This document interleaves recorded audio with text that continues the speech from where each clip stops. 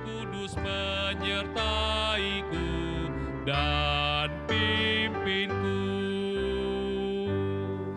Jemaat Tuhan, mari kita satu dalam doa sebelum kita merenungkan firman Tuhan. Mari kita berdoa. Kami sungguh percaya ya Tuhan, bahwa Engkau adalah Allah yang baik dalam kehidupan kami. Apapun yang kami alami hari ini, kesulitan kami, penderitaan kami, bahkan pergumulan kami tidak pernah sedetik pun mengubah fakta bahwa Tuhan adalah Allah yang baik. Karena itu ya Tuhan, kami butuh firman-Mu, agar kami tidak sekedar melihat hidup kami dari perspektif kami sebagai manusia yang terbatas, tapi kami mau belajar melihat hidup kami dari perspektif Tuhan, sehingga dalam hidup ini kami punya pengharapan, sebab Allah yang menciptakan kami, sebab Allah yang menyelamatkan kami, Dia tidak pernah sedetik pun meninggalkan hidup kami. Penuhi kami dengan firman kebenaran-Mu ya Tuhan, dan kuduskan setiap kami, sebab kami berdoa di dalam nama Tuhan Yesus. Amin. Shalom Bapak Ibu Saudara yang dikasihi Tuhan. Kita bersyukur hari ini kita boleh kembali ke rumah Tuhan untuk beribadah kepadanya. Bapak Ibu Saudara, 3 bulan sudah sejak pandemi COVID-19 ini menjadi sebuah pandemi yang diumumkan WHO melanda dunia. Tentu sejak saat itu segala sesuatu telah berubah.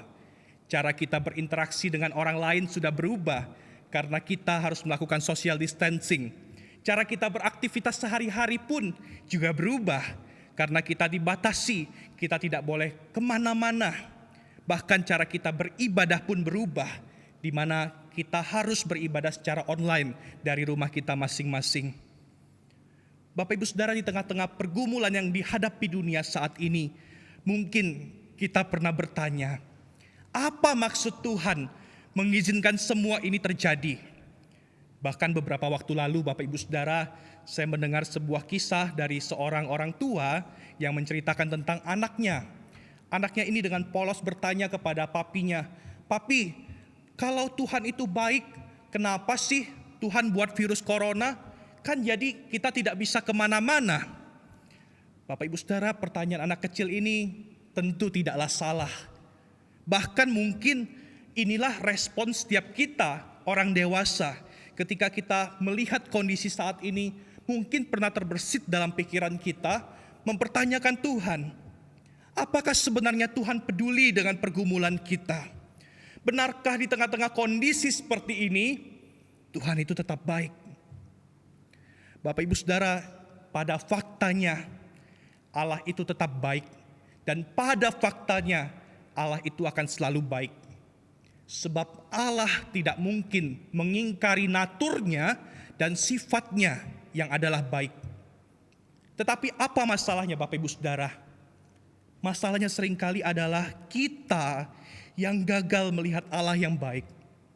Karena itu Bapak Ibu Saudara, kita perlu melihat dari firman Tuhan.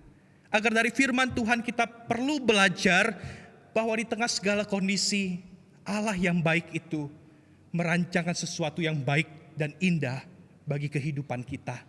Mari kita mendasari perenungan firman Tuhan dari satu bagian Alkitab, dari Yeremia 29 ayat ke-10 hingga 14.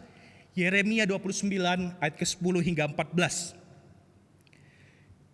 Jika Bapak Ibu Saudara telah menemukan Yeremia 29 ayat 10 hingga 14, saya akan membacakan bagian firman Tuhan ini untuk kita sekalian. Yeremia 29 ayat 10 hingga 14. Sebab beginilah firman Tuhan. Apabila telah genap 70 tahun bagi Babel, barulah aku memperhatikan kamu. Aku akan menepati janjiku itu kepadamu dengan mengembalikan kamu ke tempat ini. Sebab aku ini mengetahui rancangan-rancangan apa yang ada padaku mengenai kamu. Demikianlah firman Tuhan, yaitu rancangan damai sejahtera dan bukan rancangan kecelakaan, untuk memberikan kepadamu hari depan yang penuh harapan. Dan apabila kamu berseru dan datang untuk berdoa kepadaku, maka aku akan mendengarkan kamu. Apabila kamu mencari aku, kamu akan menemukan aku. Apabila kamu menanyakan aku dengan segenap hati, aku akan memberi kamu menemukan aku. Demikianlah firman Tuhan. Dan aku akan memulihkan keadaanmu dan akan mengumpulkan kamu dari antara segala bangsa dan dari segala tempat kemana kamu telah kucerai-beraikan.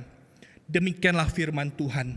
Dan aku akan mengembalikan kamu ke tempat yang dari mana aku telah membuang kamu. Demikian firman Tuhan. Nah, Bapak Ibu Saudara, ada sebuah kisah suatu kali seorang anak laki-laki sedang bersama dengan mamanya di sebuah ruang tamu, Bapak Ibu Saudara. Anak laki-laki ini dia sedang asik bermain dengan mobil-mobilannya di lantai, dan sang mama ini duduk di kursi tampak sedang mengerjakan sesuatu. Lalu sang anak ini penasaran, Bapak Ibu Saudara, apa yang sedang mamanya itu kerjakan. Karena dia melihat di tangan mamanya itu ada 2 buah jarum yang cukup besar dan ada benang wol yang berwarna-warni yang tampaknya sangat berantakan dan tampaknya sangat rumit. Bapak Ibu Saudara, kita tahu apa yang sedang mamanya ini kerjakan. Dia sedang menyulam sesuatu. Tetapi anak ini tidak mengerti apa itu menyulam. Karena itu dia bingung dan dia bertanya kepada mamanya, Mama buat apa sih? Dengan lembut sang mama ini berkata kepada anak itu, Mama sedang menyulam nak untuk membuat sebuah kain yang indah. Saudara, tetapi ketika mendengar jawaban sang mama ini, anak ini mukanya kelihatan bingung. Dia berkata kepada mamanya, Ma, apanya yang indah? Itu benangnya berantakan, benangnya repot sekali, benangnya rumit sekali. Di mana indahnya? Lalu mama ini tersenyum dan berkata kepada dia, sudah, kamu main dulu sana. Nanti kalau sudah selesai, mama panggil ya. Kamu lihat apa yang akan ada nanti. Akhirnya anak ini kembali bermain dan kemudian beberapa saat kemudian mama itu memanggil sang anak ini. Nak, ayo sini. Lihat, hasilnya sudah jadi. Bapak Ibu Saudara, ketika sang anak itu duduk di pangkuan mamanya, melihat sulaman itu dari atas, Bapak Ibu Saudara, apa yang terjadi? Tadinya dia bingung dengan apa yang mamanya lakukan. Dari bawah semuanya terlihat kacau. Benangnya ke sana sini sangat membingungkan. Tapi Bapak Ibu Saudara, setelah anak itu duduk di pangkuan mamanya, dia sangat kagum karena di kain itu dia melihat gambar bunga warna-warni yang sangat indah. Dan ada gambar matahari terbit di sana. Indah sekali. Bapak Ibu Saudara, anak ini kagum dan dia terus memandangi sulaman mamanya itu. Ibunya ini mengerti apa yang ada di pikiran anaknya. Dan sang mama berkata, Nak, dari bawah memang kelihatannya kacau dan berantakan. Tapi kamu tidak menyadari bahwa dari atas sini, mama sudah punya rencana, mama sudah punya pola, mama tinggal mengikuti pola itu. Dan sekarang ketika kamu melihat dari atas pangkuan mama, kamu bisa melihat bahwa mama sedang mengerjakan sesuatu yang indah. Bapak Ibu Saudara, bukankah anak ini sebenarnya adalah gambaran dari kita? Dan sang ibu itu adalah gambaran dari Allah. Ketika kita diperhadapkan pada kesulitan, pergumulan, hal-hal yang berantakan dalam hidup ini, bukankah kita seringkali melihat ke atas dan dengan sinis kita bertanya, Tuhan, apa yang Kau sedang lakukan? Di tengah-tengah masa pandemi ini, Bapak Ibu Saudara, mungkin kita berkata, Tuhan, apa yang Kau lakukan sehingga usahaku sekarang kolaps? Apa yang Kau lakukan, Tuhan, sehingga usahaku sekarang tidak ada hasilnya? Keluargaku sekarang menderita. Apa yang Kau lakukan, Tuhan? Sekarang aku kehilangan pekerjaanku. Tetapi kita tidak sadar bahwa kita berkata seperti itu dalam ketidakmengertian kita tentang rancangan Tuhan. Sama seperti anak kecil tadi yang tidak mengerti apa yang sedang mamanya ini kerjakan. Kita lupa bahwa Tuhan itu Maha Tahu. Dia melihat segala sesuatu dalam hidup kita, bahkan hal-hal yang akan terjadi dalam hidup kita. Kita lupa bahwa Tuhan yang Maha Tahu itu juga adalah Tuhan yang baik, yang merancangkan sesuatu yang indah dalam hidup kita. Hingga suatu kali kita kembali ke rumah Bapa, barulah kita melihat bahwa segala sesuatu yang terjadi dalam hidup kita, hal yang baik, hal yang buruk sekalipun, ada dalam rancangan Allah yang sempurna, ada dalam rancangan Allah yang indah. Apa tujuannya? Tujuannya untuk membentuk kehidupan kita. Bapak Ibu Saudara, ketidakmengertian tentang rancangan Allah ini ternyata bukan hanya kita alami pada hari ini. Ternyata bangsa Yehuda pun pernah mengalaminya, Bapak Ibu Saudara. Dalam teks Yeremia 29 yang tadi kita baca, jika kita melihat konteks yang lebih luas daripada pasal itu, pada saat itu bangsa Yehuda sedang dalam pembuangan di Babel. Bapak Ibu Saudara, tahun 587 sebelum Masehi adalah masa yang sangat kelam sekali bagi bangsa Yehuda. Jika kita membaca 2 Raja-Raja pasal 25, itu bercerita tentang fase pembuangan terakhir daripada suku Yehuda. Di sana kita melihat bahwa pada masa itu pasukan Babel berhasil menjatuhkan kota Yerusalem.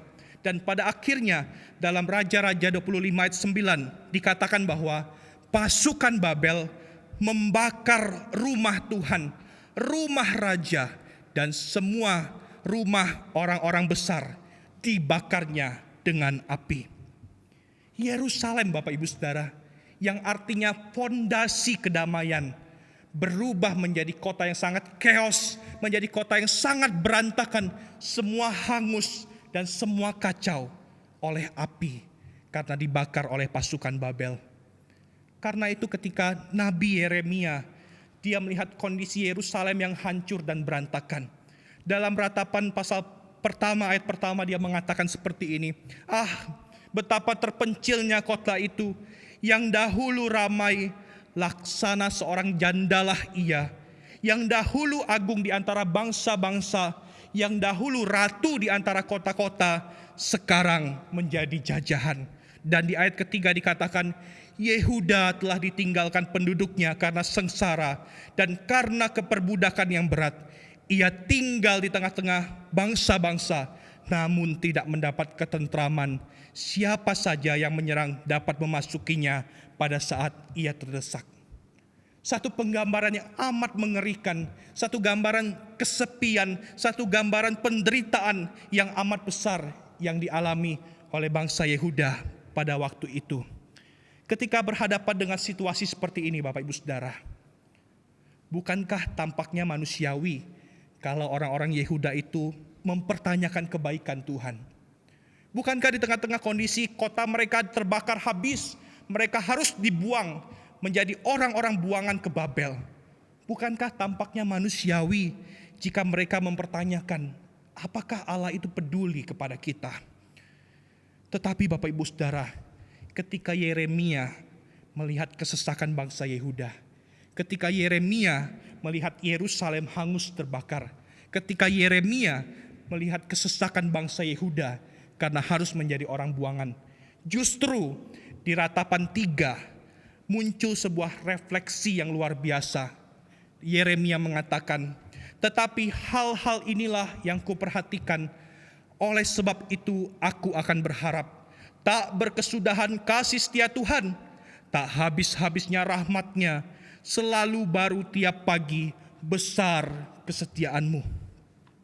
Bapak Ibu Saudara, pertanyaannya, di tengah kondisi yang tidak mudah, mengapa Yeremia berkata tentang kasih setia Tuhan? Di tengah kondisi yang tidak mudah, mengapa Yeremia berkata tentang rahmat Tuhan, bahkan tentang kesetiaan Tuhan? Bukankah kondisi bangsa Yehuda waktu itu sangat buruk? Di mana kasih setia Tuhan? Di mana rahmat Tuhan?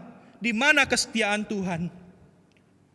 Bapak Ibu Saudara, justru di tengah pertanyaan dan kondisi seperti inilah kita bisa memahami lebih dalam apa yang difirmankan Allah melalui Yeremia dalam Yeremia 29 ayat 11. Sebab aku ini mengetahui rancangan-rancangan apa yang ada padaku mengenai kamu. Demikianlah firman Tuhan, yaitu rancangan damai sejahtera dan bukan rancangan kecelakaan, untuk memberikan kepadamu hari depan yang penuh harapan. Tuhan tidak pernah salah. Peristiwa buruk yang terjadi kepada bangsa Yehuda tetap ada dalam rancangan Allah. Dan rancangan Allah tidak pernah mendatangkan kecelakaan, tetapi memberikan damai sejahtera untuk mendatangkan hari depan yang penuh harapan. Mungkin kita kembali bertanya, di mana damai sejahteranya? Kota mereka hancur dan mereka dibuang ke Babel. Mana damai sejahteranya? Disinilah kita perlu kembali mendefinisikan makna sejahtera itu. Sejahtera menurut siapa yang dimaksudkan di sini? Tentu sejahtera menurut Allah dalam rancangannya yang sempurna. Bapak Ibu Saudara, seringkali kita memahami shalom atau damai sejahtera itu hanya dalam arti kehidupan yang nyaman, kehidupan yang baik, well-being. Saya punya uang cukup, maka saya hidupnya shalom. Saya punya harta banyak, maka saya hidupnya shalom. Oh Bapak Ibu Saudara, tetapi shalom tidak sedangkal itu artinya. Ada makna yang lebih dalam daripada shalom itu. Shalom juga berarti satu pemulihan relasi, satu restorasi hubungan kembali kepada sesuatu yang benar. Karena itu ketika di sini Allah mengatakan bahwa pembuangan adalah rancangan damai sejahtera. Artinya apa? Melalui peristiwa inilah Allah ingin mewujudkan pemulihan relasi antara dirinya dengan umatnya. Bapak Ibu Saudara, Yehuda memang dibuang ke Babel.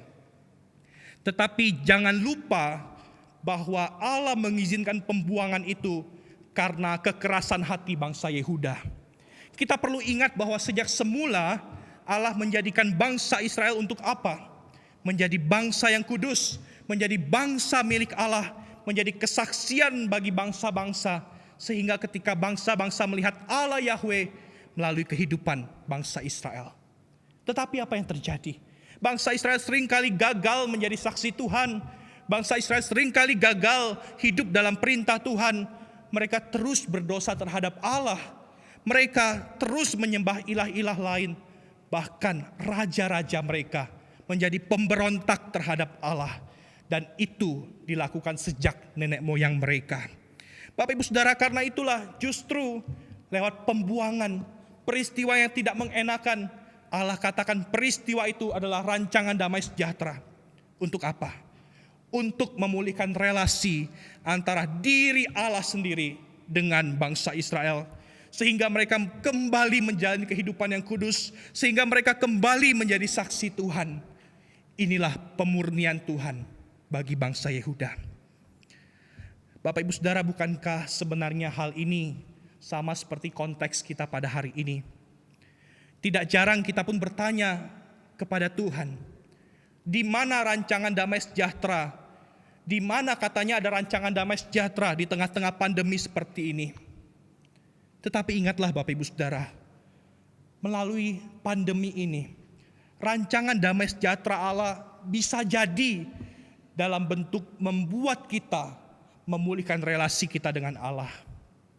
Bisa jadi sebelum pandemi ini kita terlalu sibuk dengan pekerjaan kita. Kita terlalu sibuk dengan diri kita sendiri. Kita terlalu sibuk dengan kesenangan kita. Sehingga kita lupa menjalin relasi dengan Allah. Dan kita lupa bahwa kita dipanggil untuk menjadi saksi Allah. Karena itu Bapak Ibu Saudara, di tengah pandemi ini, ingatlah rancangan damai sejahtera Allah. Lewat setiap peristiwa yang terjadi dalam hidup kita, Allah memanggil kita kembali berelasi dengan Dia lebih dan lebih dalam lagi. Seorang teolog bernama C.S. Lewis pernah mengatakan, penderitaan adalah megafon Allah untuk membangunkan dunia yang sedang tuli. Bisa jadi selama ini dunia tidak kembali kepada Allah. Bisa jadi selama ini kita lupa untuk kembali kepada Allah. Tapi lewat penderitaan, Allah mau menyadarkan kita. Allah mau membangunkan kita untuk kembali ingat akan Dia. Untuk kembali ingat akan relasi dengan Dia. Allah memurnikan kita lewat pergumulan dan penderitaan. Bapak Ibu Saudara, dimurnikan dan dibentuk itu tidak pernah nyaman. Dimurnikan dan dibentuk itu harus melalui penderitaan yang tidak enak. Ibaratkan sebongkah emas Bapak Ibu Saudara. Sebongkah emas yang kemurniannya itu tinggi, tidak bisa kita dapatkan secara langsung, bukan? Bahkan sebongkah emas yang indah untuk kita jadikan perhiasan, kalung, cincin, itu perlu dimurnikan dulu dan dibentuk terlebih dahulu.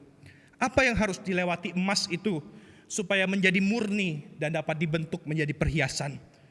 Emas itu harus dibakar dengan suhu yang sangat tinggi sehingga unsur-unsur yang tidak perlu itu bisa dikeluarkan dan emas itu kemudian dapat dibentuk. Prosesnya tidak mudah dan harus melewati api yang sangat panas sehingga tercipta emas yang murni dan dapat dibentuk. Begitu pula dengan hidup kita, bukan Bapak Ibu Saudara? Apapun penderitaan yang Allah izinkan dan kesulitan yang Allah izinkan terjadi hari ini, semua itu dalam rancangan Allah untuk memurnikan hidup kita, untuk membentuk kehidupan kita. Masalahnya adalah, sadarkah kita akan rancangan damai sejahtera Allah itu? Dan sadarkah kita bahwa rancangan Allah tidak pernah dimaksudkan untuk menghancurkan hidup kita, tapi untuk mendatangkan damai sejahtera, membuat kita semakin dimurnikan. Memang kita melalui proses yang tidak mudah, tetapi penghiburan bagi kita adalah di tengah-tengah penderitaan yang kita alami, Allah, Sang Pembentuk hidup kita itu tidak pernah meninggalkan kita. Seorang hamba Tuhan bernama David Roper, dia pernah mengatakan, pencobaan kita saat ini, betapapun pedihnya, sudah disaring melalui hikmat dan kasih Allah. Sang Pemurni duduk di samping tungku, menjaga nyala api, mengamati prosesnya, menunggu dengan sabar sampai wajahnya terpantul di permukaan itu. Allah, Sang Pembentuk hidup kita, tidak meninggalkan kita melalui proses yang kita hadapi. Dia ada di samping kita, ibaratkan seorang ahli emas. Dia sudah punya rencana untuk membentuk kita menjadi sesuatu sesuai dengan kehendaknya, sesuai dengan rancangannya. Dan dia mengatakan rancangan itu rancangan damai sejahtera. Bahkan Bapak Ibu Saudara, melewati api yang panas sekalipun, Sang Pemurni, Allah Sang Pembentuk hidup kita itu, Dia ada bersama dengan kita. Bapak Ibu Saudara, rancangan Allah adalah rancangan damai sejahtera, bukan rancangan kecelakaan. Rancangan Allah tidak pernah bermaksud untuk menghancurkan hidup kita, tapi membuat kita semakin kuat, semakin naik kelas, semakin berpengharapan kepada Dia. Saya mau memberikan kita sebuah contoh Bapak Ibu Saudara. Jikalau di tangan saya ini ada selembar kertas HVS. Bapak Ibu Saudara, kertas ini belum dibentuk apa-apa. Dan kita lebih suka kalau kertas ini tetap mulus, tetap halus, tidak ada lipatan-lipatan, bukan? Kita lebih suka kalau kertas ini seperti ini. Begitu juga dengan hidup kita Bapak Ibu Saudara. Seringkali kita tidak mau hidup kita bergelombang. Kita tidak mau hidup kita bengkok atau jadi ruwet. Karena itu Bapak Ibu Saudara, kita sebenarnya tidak suka diatur. Kita mau mengatur hidup kita sendiri supaya hidup kita itu berjalan mulus menurut versinya kita sendiri Bapak Ibu Saudara. Namun seberapa besar kekuatan kita Bapak Ibu Saudara jika hidup kita tidak dibentuk? Mari kita coba. Saya mau meletakkan kertas ini di atas gelas-gelas aqua ini Bapak Ibu Saudara.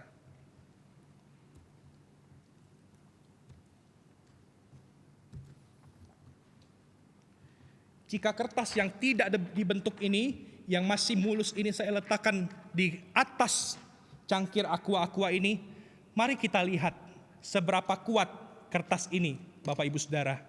Jika saya letakkan satu pena, saya letakkan sebuah pena, apa yang akan terjadi pada kertas ini? Mulai bengkok. Saya letakkan 2 pena, semakin bengkok. Saya letakkan 3 pena, akhirnya dia jatuh. Karena kertas ini tidak mengalami pembentukan, belum dibentuk apa-apa. Tetapi kemudian jikalau kertas yang tadinya mulus ini kita mulai bentuk, hidup kita juga seperti itu. Kita mulai punya kerelaan dibentuk oleh Allah, semakin kuat. Kita punya kerelaan untuk menyerahkan keinginan kita kepada kehendak Allah, bukan sesuai dengan keinginan kita. tapi sesuai dengan keinginan Allah, kita rela untuk dibentuk Bapak Ibu Saudara, maka kita akan melihat seberapa kuat setelah kita dibentuk. Ya, tidak perlu terlalu rapih mungkin ya, tidak apa-apa, yang penting sudah terbentuk Bapak Ibu Saudara. Mari sekarang kita melihat seberapa kuat kertas ini.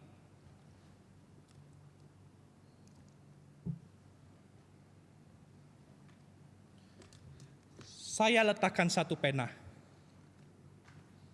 tidak jatuh. Dua pena, oh, ini jatuh karena permukaannya ya Bapak Ibu Saudara, tidak rata, tidak apa-apa. Satu pena, tidak jatuh. Dua pena, tidak jatuh. Tiga pena, tidak jatuh. Kenapa Bapak Ibu Saudara bisa lebih kuat dan tidak bengkok bahkan? Tidak bengkok seperti kertas tadi yang bengkok ke bawah. Karena kertas ini sudah dibentuk, sehingga dia menjadi lebih kuat. Dia bisa menanggung berat pena ini. Bahkan beberapa pena lagi pun mungkin dia masih bisa menanggungnya Bapak Ibu Saudara.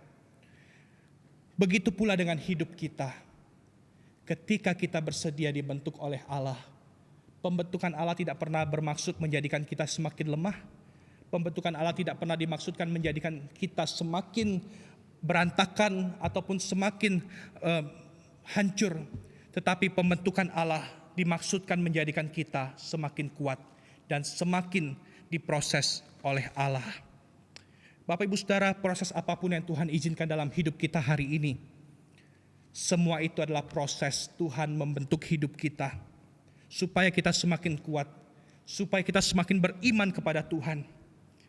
Biarlah kita boleh memahami rancangan Allah bagi kita adalah rancangan damai sejahtera, bukan rancangan kecelakaan. Karena itu melalui situasi apapun, biarlah kita dengan rendah hati bersedia mengikuti pembentukan Tuhan bagi kita. Bapak Ibu Saudara, mungkin kita bertanya, apa benar rancangan damai sejahtera Allah itu berhasil memurnikan? Apa benar rancangan damai sejahtera Allah itu berhasil membentuk kehidupan? Kita melihat daripada kehidupan bangsa Yehuda kembali. Bukti daripada Allah memurnikan dan membentuk bangsa itu adalah setelah mereka berada dalam pembuangan, kemudian lahir generasi-generasi yang takut akan Tuhan. Kita dapat melihat di kitab Daniel Bapak Ibu Saudara, ada Sadrak, Mesak, Abednego yang imannya sangat militan kepada Tuhan. Mereka tidak mau menyembah patung daripada Raja Babel, tapi mereka mau menyembah kepada Allah. Masih ada Nehemia, masih ada Ezra, masih ada Hagai yang kemudian Tuhan pakai memurnikan iman daripada bangsa Israel. Ini hanya bukti kecil bahwa pembentukan Allah, pemurnian Allah melalui pembuangan itu sungguh-sungguh berhasil. Dan Bapak Ibu Saudara, selama masa 70 tahun pembuangan itu, apakah Allah sungguh-sungguh memenuhi janjinya bahwa Dia merancangkan kesejahteraan dan akan mengembalikan umatnya kembali? Kalau kita pikir, bukankah selama 70 tahun, jika kita melihat ke ayat ke-10, Tuhan berkata akan mengembalikan mereka kembali. Tapi bukankah selama 70 tahun itu tentu akan ada orang yang meninggal di sana ataupun tidak kembali daripada pembuangan itu. Bapak Ibu Saudara, memang pada faktanya, pada kenyataannya, tidak semua orang Yehuda di dalam pembuangan itu kembali ke Yerusalem. Selama masa 70 tahun itu, di antara mereka ada yang mati di sana. Lalu mengapa Tuhan janji di ayat ke-10 dan ke-14 bahwa Tuhan akan mengembalikan mereka? Bapak Ibu Saudara, saya menafsirkan di sini, mengembalikan di sini bukan sekedar dalam arti kembali secara tubuh jasmani, secara fisik ke Yerusalem, tetapi kembali di sini lebih berarti kembali pada relasi yang dipulihkan dengan Allah. Dari kondisi yang tadinya melawan Allah, tidak menyembah Allah, menyembah ilah-ilah lain, kembali kepada kondisi menjumpai Allah dan menyembah Allah. Karena itu di ayat ke-12 dan ke-13 dikatakan demikian. Dan apabila kamu berseru dan datang untuk berdoa kepadaku, maka aku akan mendengarkan kamu. Apabila kamu mencari aku, kamu akan menemukan aku. Apabila kamu menanyakan aku dengan segenap hati, kamu akan mendapatkan aku. Bapak Ibu Saudara, apakah berarti ketika ada orang yang tidak pulang, maka rancangan damai sejahtera Allah itu gagal? Tidak gagal, Bapak Ibu Saudara. Sebab jika kita kembali pada pengertian damai sejahtera juga berarti pemulihan relasi antara Allah dengan umatnya. Pada akhirnya kita melihat ketika mereka berdoa, Allah mendengar. Bahkan ketika mereka mencari, mereka menemukan Allah. Meskipun mereka tidak kembali ke tanah air mereka di Yerusalem, tetapi mereka kembali kepada relasi yang dipulihkan dengan Allah. Mereka hingga akhirnya kembali ke tanah air surgawi bersama-sama dengan Allah, karena mereka adalah milik Allah. Bapak Ibu Saudara, rancangan damai sejahtera Allah tidak pernah gagal. Melalui pembuangan, Allah telah merancangkan agar bangsa Yehuda kembali berelasi dan punya relasi yang dipulihkan dengan Allah. Bahkan Bapak Ibu Saudara, jika kita melihat di seluruh Alkitab kita, rancangan damai sejahtera Allah itu juga tidak gagal membawa seluruh dunia ini kepada relasi yang dipulihkan dengan Allah. Allah di dalam rancangannya yang sempurna menyediakan Yesus Kristus untuk menanggung sengsara agar relasi kita dengan Allah itu kembali kepada shalom, kembali kepada damai sejahtera yang dipulihkan. Bukankah di masa ini kita perlu lebih bersyukur kepada Allah karena kita tidak perlu mengalami pembuangan seperti bangsa Yehuda untuk relasi kita dipulihkan dengan Dia. Tapi sudah ada Kristus yang menanggungnya untuk kita. Dia mati di kayu salib sehingga relasi kita diperdamaikan dengan Allah. Di dalam Yesus Kristus, rancangan damai sejahtera Allah itu terpenuhi. Sebab Dia sendiri adalah Allah dan Dia sendiri sumber damai sejahtera. Yohanes 16 ayat 33 mengatakan demikian. Semuanya kukatakan kepadamu, ini bicara tentang penderitaan yang akan Yesus alami, supaya kamu beroleh damai sejahtera dalam aku. Dalam dunia kamu menderita penganiayaan, tetapi kuatkanlah hatimu, aku telah mengalahkan dunia. Bapak Ibu Saudara, hanya karena apa yang Yesus alami, hanya karena kematian Yesus di kayu salib, kebangkitannya dan kenaikannya ke sorga, maka kita memperoleh damai sejahtera yang sejati. Perkataan Yesus ini jelas, harus ada salib, baru ada mahkota. Dan dalam hidup ini ketika kita mau mencapai kepada kemenangan yang sejati, perlu ada perjuangan. Dan di tengah perjuangan itu, terkadang ada duka cita dalam hidup. Tetapi ingatlah Bapak Ibu Saudara, salib yang kita alami saat ini, penderitaan kita, kesusahan kita, sakit penyakit yang Tuhan izinkan terjadi dalam hidup kita, tidak pernah dimaksudkan untuk menghancurkannya, tetapi untuk memurnikan dan membentuk kehidupan kita. Mengingatkan kita bahwa kita perlu Allah dalam menjalani kehidupan ini.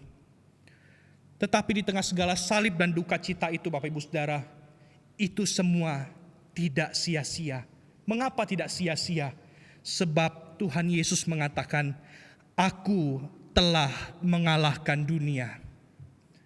Artinya di tengah segala duka cita, kita bisa punya pengharapan karena Yesus telah mengalahkan dunia dan dosa. Sehingga suatu kali nanti setiap kita orang percaya, kita punya jaminan, kita akan berjumpa dengan Yesus, kita akan menikmati sukacita kekal. Karena Yesus adalah Allah yang sudah menang. Dan Yesus adalah Allah sumber damai sejahtera. Karena itu Bapak Ibu Saudara, biarlah ketika kita mengetahui hal ini, tenanglah hati kita. Sebab Yesus sendirilah sumber damai sejahtera kita. Saya mau mengakhiri khotbah ini dengan sebuah kutipan dari Charles Spurgeon. Dia mengatakan seperti ini. God is too good to be unkind. He is too wise to be mistaken. If I cannot raise his hands, I can always trust His heart. Tuhan itu terlalu baik untuk menjadi tidak baik. Dia terlalu bijaksana untuk melakukan kesalahan. Jika kita tidak dapat menelusuri perbuatan tangannya, kita dapat selalu percaya hatinya. Tuhan tidak pernah salah. Apapun yang Tuhan izinkan terjadi dalam hidup kita, tidak pernah sedikit pun dimaksudkan untuk menghancurkan hidup kita. Tetapi rancangannya adalah rancangan damai sejahtera untuk memurnikan dan membentuk hidup kita semakin kuat dan semakin bersandar kepadanya. Mari kita satu dalam doa.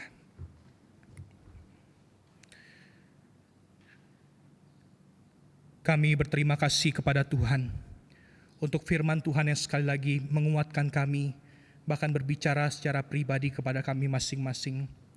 Tuhan, ampuni kami jikalau di tengah segala penderitaan kami salah melihat hidup kami, dan kami salah memahami tentang Tuhan. Tetapi Tuhan, kami bersyukur firman Tuhan mengingatkan kami bahwa rancangan Tuhan dalam hidup kami tidak pernah dimaksudkan untuk menghancurkan hidup kami, tapi untuk memberikan kami rancangan damai sejahtera. Dan biarlah Tuhan kami belajar melihat hidup kami lebih dalam lagi, melihat hidup kami daripada cara Tuhan melihat hidup kami daripada perspektif Tuhan sendiri. Tolong setiap kami ya Tuhan memahami rancangan damai sejahtera Tuhan, dan tolong setiap kami hidup di dalam rancangan Tuhan, bersedia hidup dibentuk oleh Tuhan melalui setiap pergumulan dan penderitaan yang Tuhan izinkan terjadi. Dan biarlah kami melihat semuanya itu bahwa ada Kristus yang bersama-sama dengan kami, dan ada Kristus yang tidak pernah meninggalkan kami, dan Kristus itulah yang membentuk kehidupan kami. Terima kasih untuk firman-Mu ya Tuhan. Dalam nama Kristus Yesus kami berdoa dan bersyukur. Amin.